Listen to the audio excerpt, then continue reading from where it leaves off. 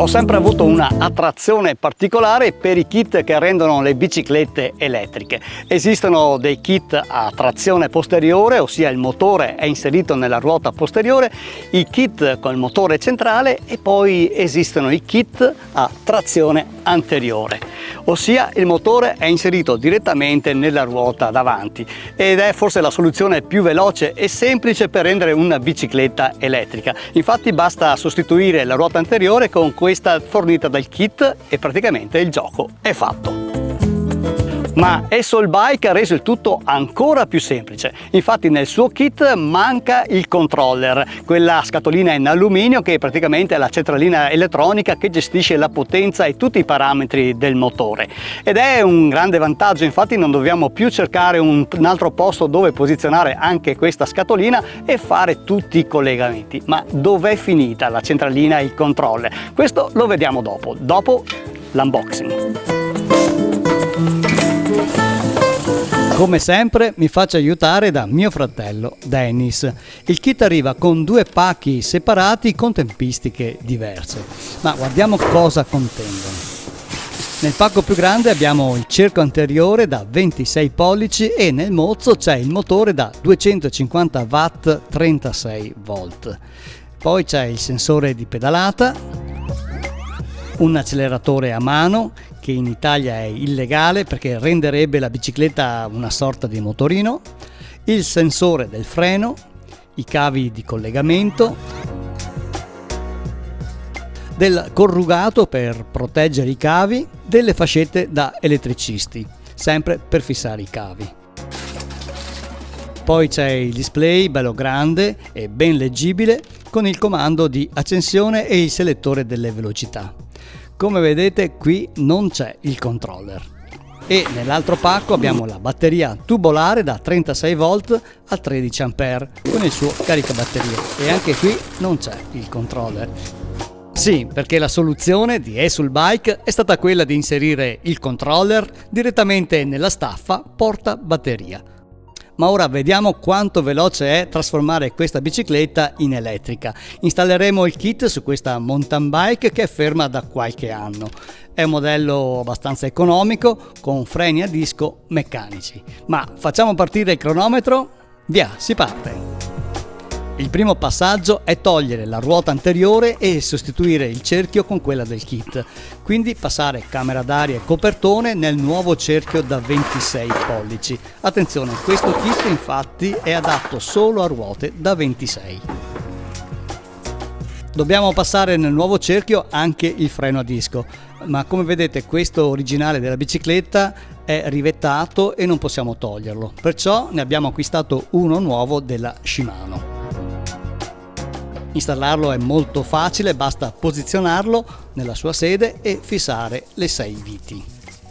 E si procede quindi con il montaggio del copertone e camera d'aria. Gonfiamo un po' la ruota e voilà, pronta! Per inserire più facilmente la nuova ruota nella forcella anteriore è più pratico rovesciare la bicicletta a terra e poi la si fissa con i suoi dadi. Montata la ruota iniziamo con il fissare i cavi che partono appunto dal motore, assicurandoci di lasciare del filo lasco in modo che lo sterzo possa girare liberamente. Ora passiamo a togliere il portaborraccia per fissare sui suoi fori la piastra di aggancio con il controller portabatteria. Nel nostro caso dobbiamo procedere a realizzare un nuovo foro, altrimenti la batteria andrebbe a toccare nella parte inferiore del telaio. Prendiamo bene le misure e con un pennarello ci segniamo bene dove forare. Preparato il foro inseriamo il rivetto che viene bloccato con l'apposita rivettatrice.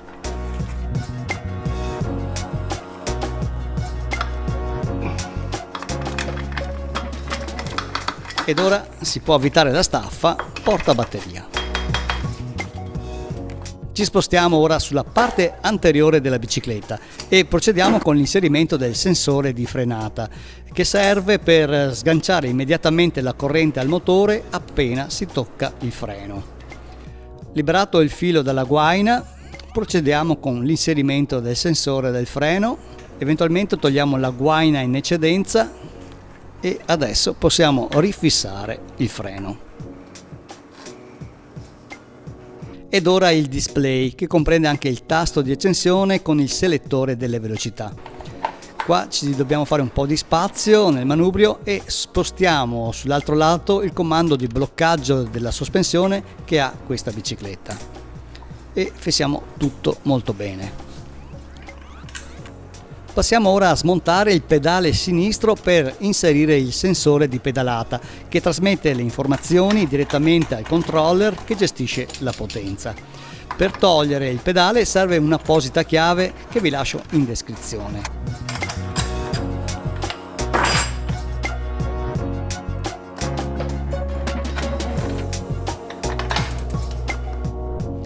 Il sensore va semplicemente inserito con un po' di pressione nel perno del movimento centrale. Fatto! Ora possiamo rimontare il pedale. Passiamo ai collegamenti. Questo kit è veramente ben fatto. Tutti gli spinotti sono ben segnalati con colori diversi e delle frecce. Colleghiamo il cavo color arancione del sensore del freno, quello verde del display e qui sotto, di colore sempre arancione, il sensore di pedalata. Questo cavo più grosso nero è quello che porta tutta l'alimentazione dalla batteria.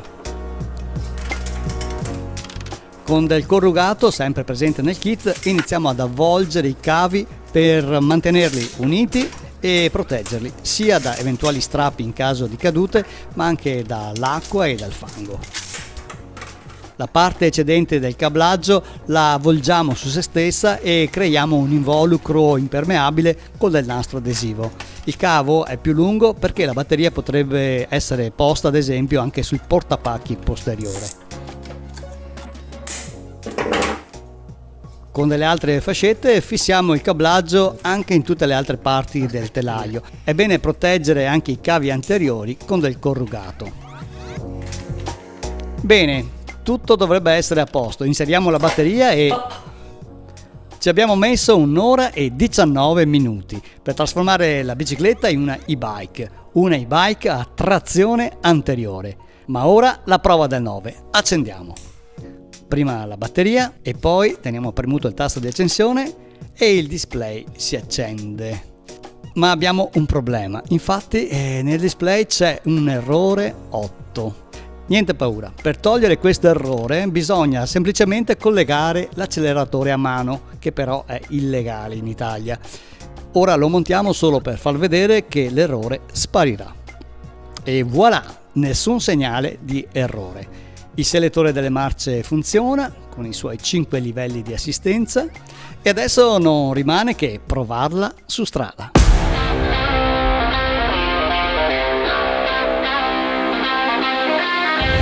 Soulbike, la casa madre, dichiara un'autonomia di circa 80 km. Beh, vedremo nei prossimi giorni se è veramente così. Ma parliamo di costi. Questo kit a trazione anteriore lo si può avere in 2 versioni, uno come la mia con la batteria tubolare, oppure la versione con la batteria da mettere nel portapacchi posteriore. Ci sono 2 grosse differenze. La prima è che solo in questa versione, quindi con la batteria tubolare, il controller è già incorporato, mentre nella seconda, nella batteria appunto da mettere nel portapacchi, il controller è a parte e bisogna trovare un posticino dove inserirlo. La seconda differenza è il prezzo. Quanto costa questo kit con la batteria tubolare e quindi con il controller incorporato? Costa 529 euro, mentre la versione con la batteria da mettere nel portapacchi costa 279 euro, quindi ci sono 250 euro di differenza che non sono pochi. Ma tenete conto che con il mio codice sconto che vi lascio in descrizione potete risparmiare qualcosa. Per il mese di novembre sono 100 euro e non sono pochi. Nei prossimi giorni metterò sotto sforzo qui sui sentieri dei Colli Euganei queste e-bike e sono veramente curioso di vedere come va un e-bike a trazione anteriore. Bene, se volete altre informazioni scrivetemelo nei commenti, se il video vi è piaciuto mettete un bel mi piace e mi raccomando, se non l'avete ancora fatto, iscrivetevi nel mio canale.